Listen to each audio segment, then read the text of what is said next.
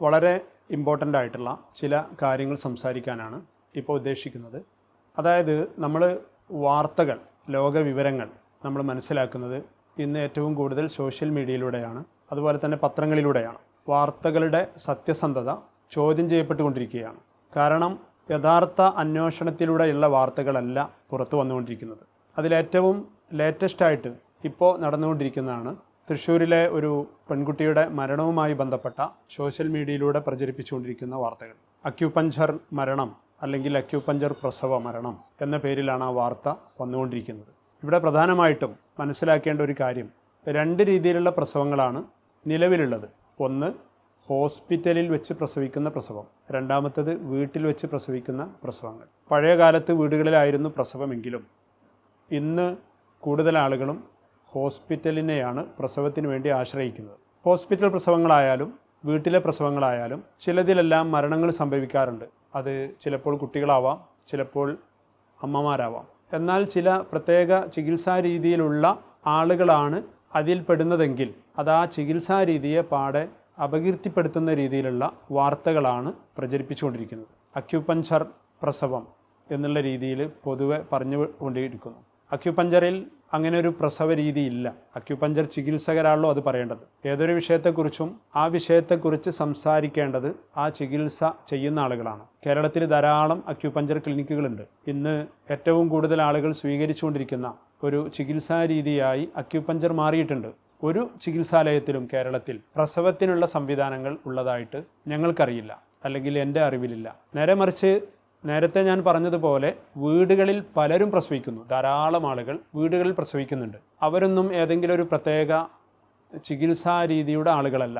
അവരുടേതായിട്ടുള്ള ചില ധാരണകൾ വെച്ചിട്ട് അവർ ഹോസ്പിറ്റലുകളെ ഒഴിവാക്കിക്കൊണ്ട് വീട്ടിൽ പ്രസവിക്കുന്നു. എന്നാൽ ഭൂരിപക്ഷം ആളുകളും ഹോസ്പിറ്റൽ പ്രസവങ്ങളെ ആശ്രയിക്കുന്നു. ഞാനിവിടെ ഏതെങ്കിലും ഒരു പ്രസവ രീതിയെക്കുറിച്ച് വിശദീകരിക്കാനല്ല വരുന്നത്. മറിച്ച് ഒരു ആയുർവേദ ചികിത്സകൻ അവർക്ക് ഏറ്റവും സേഫായിട്ടുള്ള രീതികൾ അവരുടെ പഠനമനുസരിച്ച് അവർ പ്രാക്ടീസ് ചെയ്യുന്നു. അവരുടെ രീതിയിൽ പ്രസവം തുടങ്ങിയിട്ടുള്ള കാര്യങ്ങൾ, അതിൻ്റെ പരിചരണങ്ങൾ അവർ ചെയ്യുന്നു. അതേപോലെ തന്നെ യുനാനി പ്രാക്ടീസ് ചെയ്യുന്ന ആളുകൾ, അല്ലെങ്കിൽ സിദ്ധ പ്രാക്ടീസ് ചെയ്യുന്ന ആളുകൾ, അല്ലെങ്കിൽ ഹോമിയോ പ്രാക്ടീസ് ചെയ്യുന്ന ആളുകൾ, അവർക്കറിയുന്ന കാര്യങ്ങളിൽ അവരുടേതായിട്ടുള്ള രീതിയിൽ പ്രസവവുമായി ബന്ധപ്പെട്ട പരിചരണങ്ങൾ അവർ ചെയ്തുകൊണ്ട്, അല്ലെങ്കിൽ മറ്റേത് രോഗങ്ങളാവട്ടെ അവരതിനെ അതിൻ്റേതായിട്ടുള്ള രീതിയിൽ ചികിത്സിക്കുന്നു. അങ്ങനെ അവർക്ക് എന്തെങ്കിലും സംഭവിക്കുമ്പോൾ ചികിത്സ ലഭിക്കാതെ മരിച്ചു എന്നുള്ള രീതിയിലാണ് പ്രചരണങ്ങൾ വന്നുകൊണ്ടിരിക്കുന്നത്. അവരുടെ ചികിത്സയെ ചികിത്സയായിട്ട് അംഗീകരിക്കുന്നില്ല. ഇതേ ഒരു രീതി തന്നെയാണ് ഇവിടെ അക്യൂപഞ്ചർ ചികിത്സകർക്കെതിരെയും വന്നുകൊണ്ടിരിക്കുന്നത്. ചികിത്സ വൈകിപ്പിച്ചു, അല്ലെങ്കിൽ ചികിത്സിച്ചില്ല, അതിൻ്റെ കാരണമായിട്ട് കൊലക്ക് കൊടുത്തു എന്നുള്ള രീതിയിലുള്ള പ്രചരണങ്ങളാണ് വരുന്നത്. ഇത് തികച്ചും തെറ്റായ രീതിയാണ്. ഇത് ഇന്ത്യ രാജ്യമാണ്, കേരളമാണ്. ഒരു പൗരൻ്റെ മൗലികാവകാശങ്ങളിൽപ്പെട്ടതാണ് അവനിഷ്ടമുള്ള ചികിത്സ സ്വീകരിക്കുക എന്നുള്ളത്.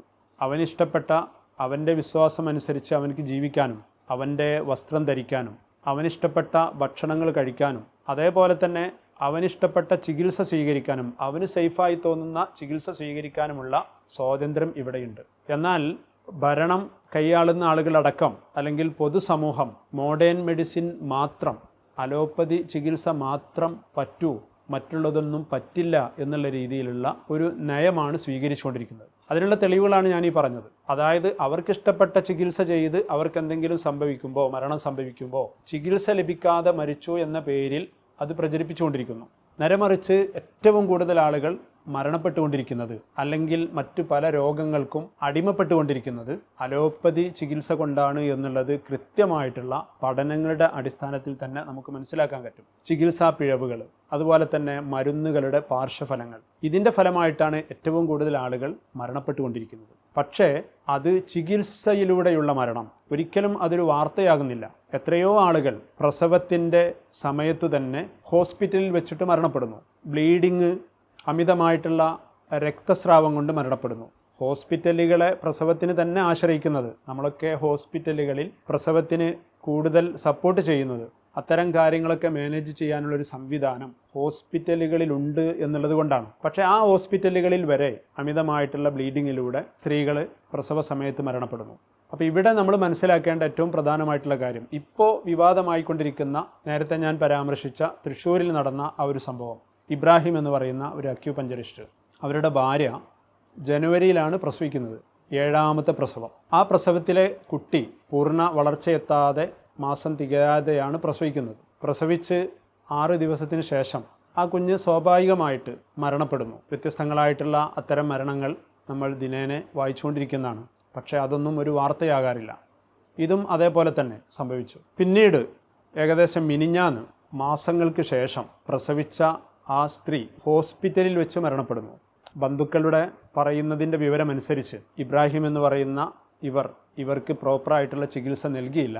അങ്ങനെ ഈ മൂസിനയുടെ വീട്ടുകാർ വന്ന് നിർബന്ധിച്ച് അവരെ ഹോസ്പിറ്റലൈസ്ഡ് ആക്കുന്നു. അവിടെ വെച്ചിട്ടാണ് മരണപ്പെടുന്നത് എന്നുള്ളതാണ്. കാരണമായിട്ട് പറയുന്നത്, ചികിത്സ ലഭിക്കാതെ ഇവർക്കുണ്ടായിരുന്നൊരു വ്രണം അത് പഴുത്തിട്ടുണ്ട്. അതേപോലെ തന്നെ ഗർഭസമയത്ത് ആവശ്യമായിട്ടുള്ള പരിചരണങ്ങൾ ലഭിച്ചിട്ടില്ല. ഇതിൻ്റെയൊക്കെ ഫലമായിട്ടാണ് മരണം സംഭവിച്ചത് എന്നാണ് പറഞ്ഞുകൊണ്ടിരിക്കുന്നത്, അല്ലെങ്കിൽ നേരത്തെ പറഞ്ഞ വാർത്താ മീഡിയയിലൂടെ പ്രചരിപ്പിച്ചുകൊണ്ടിരിക്കുന്നത്. എന്നാൽ അതിൻ്റെ നിജസ്ഥിതി ആരിൽ നിന്നാണ് നമ്മൾ മനസ്സിലാക്കേണ്ടത്? ഈ മീഡിയകൾ പ്രചരിപ്പിക്കുന്ന വാർത്തകളിൽ നിന്നാണോ, അല്ലെങ്കിൽ അതുമായി ബന്ധപ്പെട്ട ആളുകളിൽ നിന്നാണോ നമ്മൾ മനസ്സിലാക്കേണ്ടത്? അപ്പോൾ ഇതുമായി ബന്ധപ്പെട്ട് എൻ്റെ അന്വേഷണത്തിൽ എനിക്ക് മനസ്സിലാക്കാൻ പറ്റിയത്, ഇവരുടെ നെയ്ബേഴ്സുമായിട്ടും അതുപോലെ തന്നെ അവരുടെ റിലേറ്റീവ്സുമായിട്ടും ഒക്കെ സംസാരിച്ചപ്പോൾ കിട്ടിയ വിവരമനുസരിച്ച് ഒരിക്കലും ഇതൊരു പ്രസവ സംബന്ധമായിട്ടുള്ള മരണമല്ല, മറിച്ച് അത് നമുക്ക് ആ വാർത്തയിൽ നിന്ന് തന്നെ മനസ്സിലാവുന്നുണ്ട്. കാരണം പ്രസവം നടക്കുന്നത് ജനുവരിയിൽ, മരണം നടക്കുന്നത് മാർച്ചിൽ. എത്ര വ്യത്യാസമുണ്ട് എന്നുള്ളത് നമുക്ക് നോക്കിയാൽ മനസ്സിലാക്കാൻ കഴിയും. അവർക്ക് നേരത്തെ തന്നെയുള്ള ഒരു വ്രണം, അത് അവർ പഠിച്ച അക്യൂപഞ്ചർ ചികിത്സാ മെത്തേഡ് അനുസരിച്ച് അത് ഏകദേശം ക്യൂറായി വന്നുകൊണ്ടിരിക്കുന്ന ഒരു സമയമാണ്. അതിൻ്റേതായിട്ടുള്ള പരിചരണവും വിശ്രമവും ആ ഒരു രീതിയിലായിരുന്നു അവർ മുന്നോട്ട് പോയിക്കൊണ്ടിരുന്നത്. ആ സമയത്താണ് ഇവരുടെ ബന്ധുക്കൾ ഈ സ്ത്രീയുടെ അടുത്ത് വരുന്നതും അവരുമായിട്ട് സംസാരിക്കുന്നതും അവരെ നിർബന്ധിച്ച് ഹോസ്പിറ്റലിൽ കൊണ്ടുപോകുന്നതും അവിടെ വെച്ച് നടത്തിയ ചികിത്സയുടെ ഫലമായിട്ടാണ് മരണപ്പെട്ടത് എന്നാണ് ഇവരിൽ നിന്ന് കിട്ടുന്ന വിവരം. അതായത് ഏകദേശം 1,00,000-ലധികം രൂപ 2 ദിവസം കൊണ്ട് ആ ഹോസ്പിറ്റലിൽ ചിലവായിട്ടുണ്ട്. അതിൽ കൂടുതലും മരുന്നുകൾക്ക് വേണ്ടി എന്നുള്ളതാണ് ദുഃഖകരമായിട്ടുള്ള കാര്യം. കാരണം പൊതുവെ അവശയായിട്ടുള്ള, വളരെയധികം ശാരീരിക അവശതകൾ അനുഭവിച്ചുകൊണ്ടിരിക്കുന്ന ഒരു സ്ത്രീ, മുറിവും മറ്റ് ശാരീരിക അവശതകളും അനുഭവിച്ചു കൊണ്ടിരിക്കുന്ന ആ ഒരു സ്ത്രീയുടെ ശരീരത്തിലേക്ക് ഇത്രയും കൂടുതൽ മരുന്നുകൾ ചെന്ന ആ ഒരു എഫക്റ്റ്. അതേപോലെ തന്നെ ഇവർ പറയുന്നതനുസരിച്ച് ആ മുറിവ്, സാധാരണ നമുക്കറിയാം അലോപ്പതി ഹോസ്പിറ്റലുകളിലെ മുറിവ് ചികിത്സ എന്ന് പറയുന്നത് ആ ഉള്ള മുറിവിനെ വൃത്തിയാക്കുക എന്നുള്ള പേരിൽ അതിനെ അവിടെ കൂടുതൽ ക്ലീൻ ആക്കുന്ന ഒരു പ്രോസസ്സുണ്ട്. ഇത് നമ്മൾ നിത്യേന കണ്ടുകൊണ്ടിരിക്കുകയാണ്. ഒന്നിരിക്കൽ ആ വ്രണമുള്ള ഭാഗം, അത് വിരലിനൊക്കെയാണ് സംഭവിച്ചിട്ടുണ്ടെങ്കിൽ വിരൽ തന്നെ കട്ട് ചെയ്ത് ഒഴിവാക്കുക. ഇനി കാലിൽ എന്തെങ്കിലും പഴുപ്പുണ്ടെങ്കിൽ അത് കൂടുതൽ കീറിയിട്ട് പിന്നീട് അത് ഡ്രസ്സ് ചെയ്തുകൊണ്ടിരിക്കുന്ന ഒരവസ്ഥ. അങ്ങനെ ഇവർക്ക് ഈ സംഭവിച്ചിട്ടുള്ളത് അവരുടെ പുറംഭാഗത്താണ്, അവരുടെ ബാക്ക് സൈഡിലാണ് ഈ മുറിവ് എന്നാണ് അറിയാൻ സാധിച്ചത്. ആ മുറിവ് ഹോസ്പിറ്റലിൽ വെച്ച് വീണ്ടും അതിൻ്റെ പ്രോസസ്സുകൾ ചെയ്യുകയും അതിൻ്റെയൊക്കെ ഫലമായിട്ടാണ് അവർക്ക് ഈ ഒരു ദാരുണമായിട്ടുള്ള അന്ത്യം സംഭവിച്ചത് എന്നാണ് ഇവരിൽ നിന്ന് നമുക്ക് കിട്ടുന്ന ആ ഒരു വിവരം. അപ്പോൾ ഇതിനെ നേരെ മറിച്ച് ചികിത്സ ലഭിക്കാത്ത മരണം എന്ന പേരിലാണ് പ്രചരിപ്പിച്ചുകൊണ്ടിരിക്കുന്നത്. മാത്രമല്ല ഇതിനു മുമ്പ് 2 കുട്ടികൾ, ഇതിപ്പോൾ 3ാമത്തെ കുട്ടിയുടെ മരണമായിട്ടാണ് പറയുന്നത്. ഇതിനു മുമ്പ് 2 കുട്ടികൾ മരണപ്പെട്ടിട്ടുണ്ട്. അന്നിവർ ഈ ചികിത്സാ ഫീൽഡുമായിട്ട് ബന്ധമില്ലാത്തൊരു സമയമാണ്. ഹാർട്ട് സംബന്ധമായിട്ടുള്ള ഒരു ഇഷ്യൂസ് കാരണം ഒരു കുട്ടി ഒരുപാട് ദിവസം NICUവിൽ കിടന്നിട്ടാണ് മരണപ്പെട്ടുള്ളത്. കൃത്യമായിട്ടുള്ള ഇവർ പറയുന്ന രീതിയിൽ തന്നെയുള്ള ട്രീറ്റ്മെൻറ്റ് കൊടുത്തിട്ടും ആ കുട്ടി മരണപ്പെട്ടു. ഒരിക്കലും അതിനെ അലോപ്പതി പ്രസവ മരണം എന്ന പേരിൽ ഒരിക്കലും നമ്മളതിനെ വായിച്ചിട്ടില്ല, അല്ലെങ്കിൽ അത് സോഷ്യൽ മീഡിയയിൽ പ്രചരിപ്പിച്ചിട്ടില്ല. അതുപോലെ തന്നെ മറ്റൊരു കുട്ടിയും ഇതേപോലെ തന്നെ മരണപ്പെട്ടിട്ടുണ്ട്. പക്ഷേ ഇത് മാത്രം ഈ ഒരു രീതിയിൽ പ്രചരിപ്പിക്കുമ്പോൾ എത്രമാത്രം വിരോധാഭാസമാണ് സോഷ്യൽ മീഡിയയിലൂടെ നടന്നുകൊണ്ടിരിക്കുന്ന വാർത്താ മീഡിയകൾ പ്രചരിപ്പിച്ചുകൊണ്ടിരിക്കുന്നത് എന്നുള്ള കാര്യം നമ്മൾ കൃത്യമായിട്ട് മനസ്സിലാക്കുക. ഇവിടെ പ്രധാന വിഷയം എന്നുള്ളത് അക്യുപഞ്ചർ പോലെയുള്ള ചികിത്സ ഇന്ന് ഏറ്റവും കൂടുതൽ ആളുകൾ സ്വീകരിച്ചുകൊണ്ടിരിക്കുന്ന, ഏറ്റവും ചെലവ് കുറവുള്ള, എന്നാൽ ഒരുപാട് രോഗങ്ങളെ ശമിപ്പിക്കാൻ കഴിയുന്ന ഒരു ട്രീറ്റ്മെൻറ്റ് രീതിയാണ്. അതിൻ്റെ വളർച്ച ഇന്ന് കേരളത്തിൽ ഏറ്റവും കൂടുതലാണ്. നേരത്തെ ഞാൻ സൂചിപ്പിച്ചതുപോലെ മോഡേൺ മെഡിസിൻ കഴിഞ്ഞാൽ ഏറ്റവും കൂടുതൽ ആളുകൾ സ്വീകരിക്കുന്ന ഒരു ചികിത്സാ രീതിയായിട്ട് അക്യുപഞ്ചർ മാറുന്നുണ്ട്. ആ ഒരു ചികിത്സാ രീതിയെ നശിപ്പിക്കുക, ഇല്ലാതാക്കുക എന്നുള്ളൊരു ലക്ഷ്യത്തിൽ ഒറ്റക്കെട്ടായിട്ടുള്ള ഒരു പ്രവർത്തനമാണ് ഇന്ന് നമ്മളിവിടെ കണ്ടുകൊണ്ടിരിക്കുന്നത്. അതിൻ്റെ ഭാഗമാണ് ഇത്തരം പ്രചരണങ്ങൾ എന്നുള്ളതാണ് എൻ്റെ നിരീക്ഷണത്തിൽ എനിക്ക് മനസ്സിലാക്കാൻ പറ്റുന്നത്. അതുകൊണ്ട് വാർത്തകളുടെ യഥാർത്ഥ സ്ഥിതി, നിജസ്ഥിതി മനസ്സിലാക്കാതെ അതിനെക്കുറിച്ചുള്ള ചർച്ചകൾ നമ്മൾ ഒഴിവാക്കുന്നതാണ് ഏറ്റവും നല്ലത് എന്നുള്ളതാണ് ഈ അവസരത്തിൽ പറയാനുള്ളത്. അതുപോലെ തന്നെ ഇന്ന് ഏറ്റവും കൂടുതൽ നമുക്ക് കിട്ടുന്ന ഓരോ വാർത്തകളും അത് ശരിയാണോ തെറ്റാണോ എന്നറിയാതെ ഷെയർ ചെയ്തുകൊണ്ടിരിക്കുന്ന ഒരവസ്ഥ, എല്ലാ ജനങ്ങളിലേക്കും അത് എത്തിച്ചുകൊണ്ടിരിക്കുന്ന, അതായത് സത്യം ചെരുപ്പിടുമ്പോഴേക്കും നുണ നാട് നീളെ എത്തിയിട്ടുണ്ടാകും എന്ന് പറയുന്ന ആ ഒരു കാര്യമാണ് ഈ ഒരു അവസരത്തിൽ ഓർമ്മ വരുന്നത്. ഏതായാലും ഇത്തരം വിഷയങ്ങളെക്കുറിച്ചുള്ള കൃത്യമായിട്ടുള്ളൊരു ധാരണ എല്ലാവർക്കും ഉണ്ടായിരിക്കണമെന്ന് മാത്രം ഓർമ്മപ്പെടുത്തി അവസാനിപ്പിക്കുന്നു.